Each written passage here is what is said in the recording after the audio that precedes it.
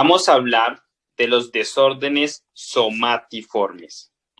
Entonces coloquemos aquí desórdenes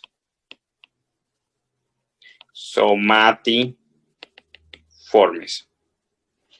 Entonces, cuando hablamos de los desórdenes somatiformes, básicamente podemos pensar que este tipo de desórdenes están asociados a la depresión y ansiedad. Entonces, se asocian a depresión y a la ansiedad. Importante. Sucede que básicamente en estos desórdenes debemos de descartar dos tipos de situación, el factitious disorder y el malingering. Entonces debemos de descartar el factitious disorder y debemos de descartar el malingering. Básicamente el malingering es aquel paciente que intencionalmente hace algo. Entonces, cuando estamos hablando de este tipo de desórdenes, el tratamiento por lo general va enfocado a psicoterapia. Y todos nos preguntaremos, bueno, ¿y cuáles son los desórdenes somatiformes? Hablemos de los desórdenes somatiformes. Primer desorden somatiforme. Está el Illness Anxiety Disorder, que es básicamente lo que llamamos hipocondriaco. Illness Anxiety Disorder, que es el paciente hipocondriaco. Características del paciente hipocondriaco. El paciente hipocondriaco no tiene síntomas, cree tener una enfermedad y pide revisiones continuas, es decir, pide diferentes conceptos de múltiples médicos. Un ejemplo muy típico es una paciente que puede creer tener cáncer de cervix, pero llegan múltiples pap smear negativos y aún así sigue pidiendo más pap smear. Paciente con cáncer de colon que cree tener cáncer de colon, no tiene cáncer de colon, él cree tener cáncer de colon y pide múltiples colonoscopias porque él cree que tiene una masa en el colon, a pesar de que las múltiples colonoscopias que ya le han hecho son negativas. Segundo desorden somatiforme, el Symptom Somatic Disorder. Symptom Somatic Disorder. Básicamente lo podemos traducir como desorden de síntomas o de somatización de síntomas. ¿Qué sucede? En este, generalmente el paciente se queja de dolor o de fatiga. Casi siempre el paciente se queja de dolor o de fatiga. Puede en ciertas ocasiones estar asociado a alguna patología médica real. Pero si llega a estar asociado a una patología médica real, el síntoma del dolor o la fatiga es extremadamente exagerado a lo que pudiese estar pasando realmente. Ejemplo, un paciente que lo operan de la rodilla, reemplazo total de rodilla, y en su mente él se le mete y cree que quedó mal operado y empieza a hacer dolor, pero es un dolor exagerado, no le pueden ni siquiera mirar la rodilla porque le duele. Entonces es un paciente que somatiza. Tercer situación. El síndrome de desorden conversivo. Conversive disorder.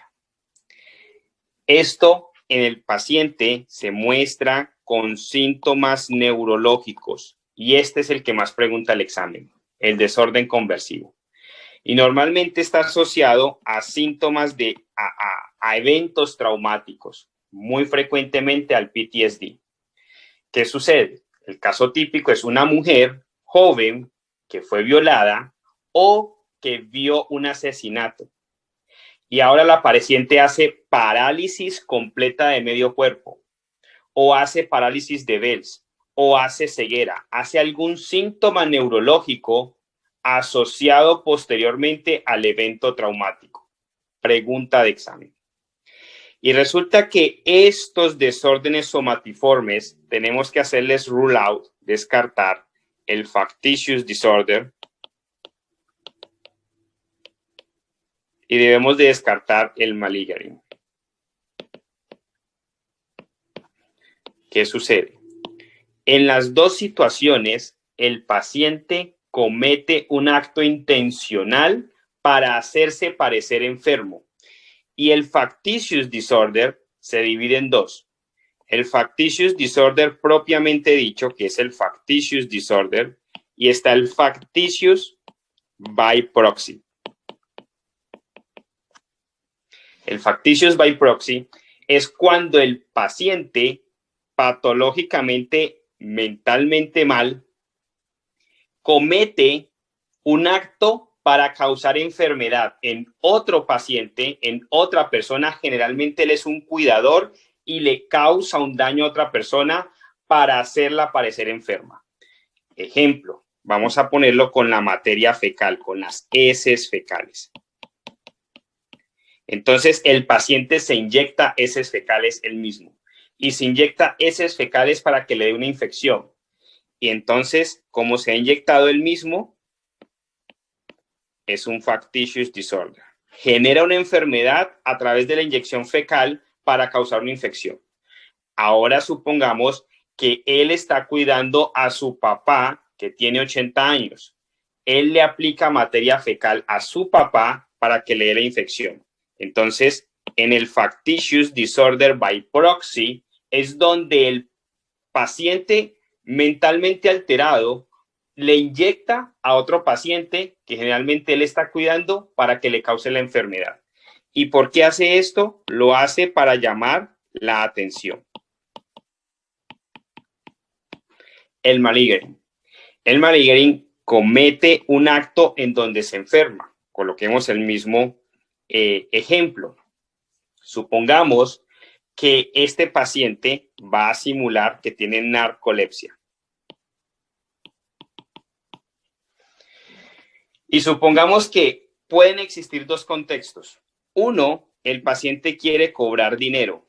Dos, el paciente quiere evitar un juicio legal. Cuando el paciente quiere cobrar dinero, entonces, supongamos, quiere estrellar el carro.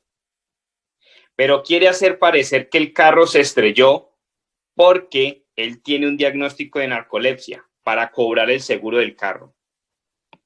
Otra, el paciente tuvo un accidente y fue un accidente porque iba embriagado, iba alcoholizado, pero él quiere simular que él sufre de narcolepsia para que no tenga un problema legal. Entonces el malingering puede ser para cobrar dinero o para evitar un juicio legal.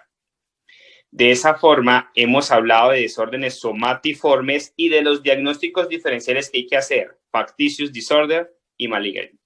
Importante para el examen.